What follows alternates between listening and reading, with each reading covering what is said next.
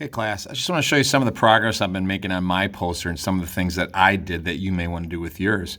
If you look at some of my things here, what I did is I started placing all kinds of things that have to do with Leonardo da Vinci in here, okay? But what I did is I went to Photoshop and altered them. Like here is Mona Lisa, and what I did with her is I cut her out, and then what I did was make her black and white and then change the color to purples because I wanted the purple to go, there's a lot of purple up in him up in here.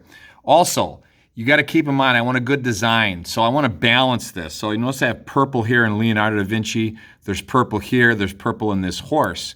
Then I wanted to balance, for example, looks like an old parchment drawing of a horse, and I balanced that with this old parchment notebook. Here's some lettering that I put here. The lettering I did in Illustrator, and I chose a font that looks sort of old.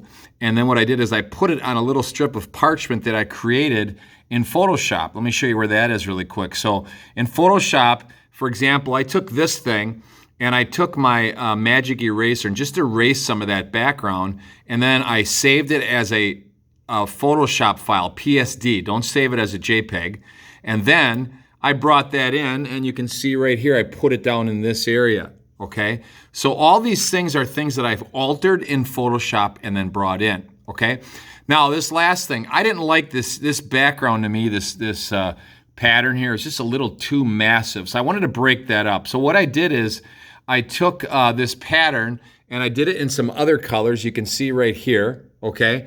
And then what I did is I dragged that over and brought that into my swatches over here. So that way when I draw a shape, like for example, I'm just gonna draw a shape right now. I'll take my pen tool, my pencil tool, if I can find it, it's right here.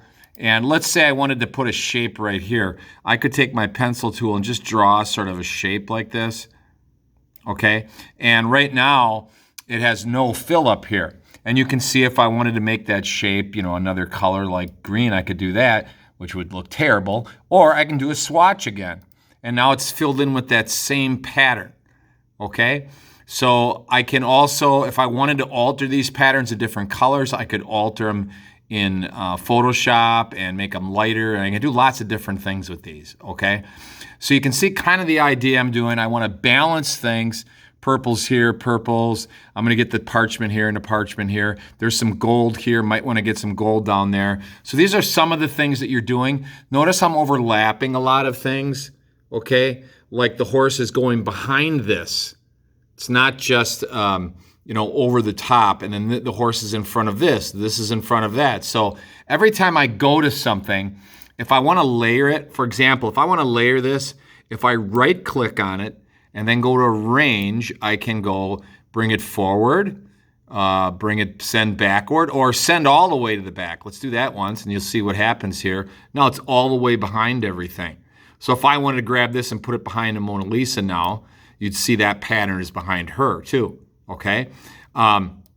So you can see the lots of different things you can do here to create patterns and to overlap different things. So that's what I'm doing right now, and you're gonna be doing that same thing.